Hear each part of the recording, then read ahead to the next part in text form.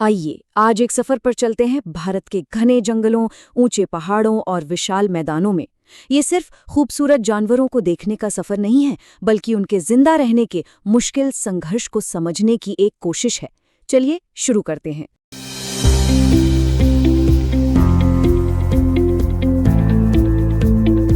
Screen पर ये जो नंबर दिख रहा है 81,251, ये कोई मामूली आंकड़ा नहीं है। ये भारत में पाए जाने वाले वन्य जीवों की कुल प्रजातियों की संख्या है। सोचिए जरा, कितनी बड़ी और विविध दुनिया है ये। और इसी कमाल की संख्या की वजह से भारत दुनिया के सबसे अमीर जैव विविधता वाले देशों में 6 नंबर पर आता है। ये हमारे लिए गर्व की बात तो है ही, साथ ही एक बहुत बड़ी जिम्मेदारी भी है। तो इस पूरी कहानी को समझने के लिए हम इसे 5 हिस्सों में देखेंगे। पहले बात करेंगे भारत की इस अद्भुत विविधता की, फिर जानेंगे कि ये स्वर्ग खतरे में क्यों है और इन खतरों के पीछे की वजह क्या हैं। उसके बाद देखेंगे कि इन खतरों से निपटने के लिए क्या कोशिशें हो रही हैं, और आखिर में बात करेंगे हमारे साझा भविष्य की। तो चलिए पहले हिस्से से शुरू करते हैं। भारत को असल में जीवन का खजाना क्यों कहा जाता है? इसका जवाब छुपा है यहाँ के अलग अलग तरह के कुदरती माहौल में। भारत में इतनी तरह के जीव जंतु इसलिए हैं क्योंकि यहाँ हर तरह का माहौल मिलता है। एक तरफ हिमालय के बर्फीले पहाड़ हैं, तो दूसरी तरफ घने जंगल और लंबे चौड़े समुद्री तट। मतलब हर तरह के जीव के रहने के लिए यहाँ एक खास जगह है। और इस विविधता की कुछ मिसालें तो देखिए। दक्षिण भारत के वर्षावनों में एशियाई हाथी, असम की दलदली नदियों में एक सींग वाला गैंडा और हिमालय की ऊंचाइयों पर छिपा बैठा हिम तेंदुआ। भारत के हर कोने में ऐसी ही कोई न कोई अनोखी कहानी बसती है। लेकिन अब इस कहानी में एक बहुत ही चिंताजनक मोड़ आता है। हमारी ये अनमोल कुदरती विरासत आज गंभीर खतरों का सामना कर रही है। ये स्वर्ग अब खतरे में है। इस खतरे की गहराई को समझने के लिए बाघों की कहानी सबसे बड़ा उदाहरण है। 20वीं सदी की शुरुआत में भारत में हजारों बाघ थे, लेकिन 2014 आते आते ये संख्या सिमट कर बस 2,226 रह गई। ये गिरावट हमें बताती है कि दांव पर क्या लगा है, और अगर हमने सही कदम नहीं उठाए तो वो दिन दूर नहीं जब अगली पीढ़ी इन शानदार जानवरों को सिर्फ तस्वीरों और किताबों में ही देख पाएगी। ये एक बहुत ही कड़वी और डरावनी सच्चाई हो सकती है। और ये संकट सिर्फ बाघों तक ही सीमित नहीं है। देखिए, आसमान के सफाई कर्मचारी कहे जाने वाले गिद्ध लगभग खत्म होने की कगार पर हैं। एशियाई चीता तो भारत से पूरी तरह विलुप्त हो ही चुका है।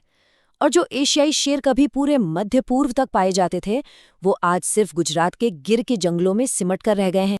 तो सवाल ये उठता है कि आखिर ऐसा हो क्यों रहा है? वन्य जीवों की आबादी में इस गिरावट के पीछे की असली वजह क्या है? चलिए इन कारणों को थोड़ा गहराई से समझते हैं। ये पूरा संकट ना एक चेन रिएक्शन की तरह काम करता है। देखिए, जब घरेलू जानवर जंगलों में ज्यादा चरने लगते हैं तो हिरन जैसे शाकाहारी जानवरों के लिए खाना कम हो जाता है। जब शाकाहारी जानवर कम होते हैं तो बाघ जैसे मांसाहारी जानवरों को भी शिकार नहीं मिलता। फिर भूखे शिकारी भोजन की तलाश में इंसानी बस्तियों की तरफ आते हैं, और यहीं से इंसानों और जानवरों के बीच का खतरनाक संघर्ष शुरू होता है। तो अगर हम इन सब कारणों को एक साथ देखें तो 4 बड़े खतरे साफ नजर आते हैं।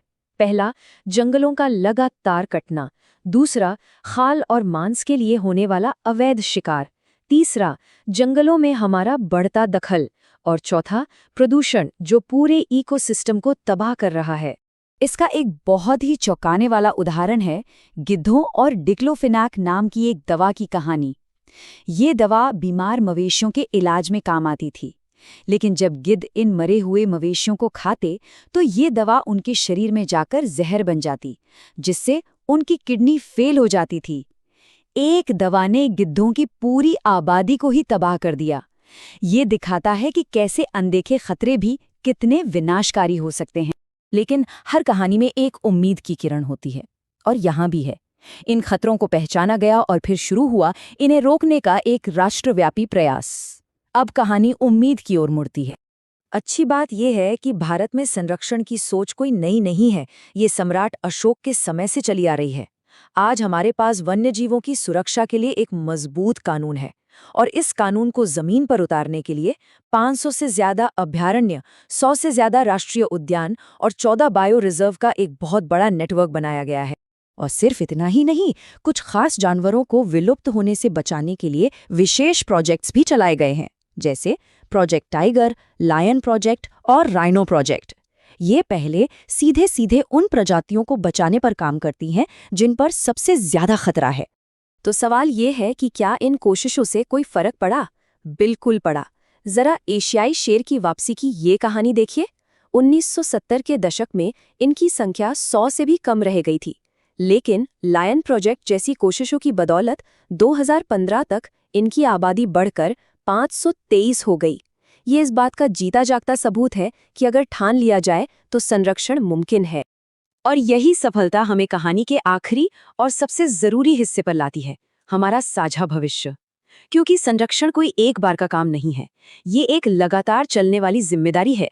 तो आगे का रास्ता क्या है? हमें मिलकर मजबूत कानूनों को और सख्ती से लागू करना होगा, लोगों को जागरूक करना होगा और सबसे जरूरी, बच्चों को स्कूलों से ही वन्यजीव संरक्षण का महत्व सिखाना होगा। प्रदूषण के खिलाफ हमें तुरंत और ठोस कदम उठाने होंगे। ये सिर्फ सरकार का नहीं, हम सबकी जिम्मेदारी है। तो ये सफर एक सवाल पर आकर खत्म होता है। अगर एशियाई शेर की कहानी ये साबित करती है कि संरक्षण संभव है, तो इस सफलता को हर एक प्रजाति के लिए दोहराने के लिए हम सबको मिलकर क्या करना होगा? ये सवाल हम सबके सोचने के लिए है।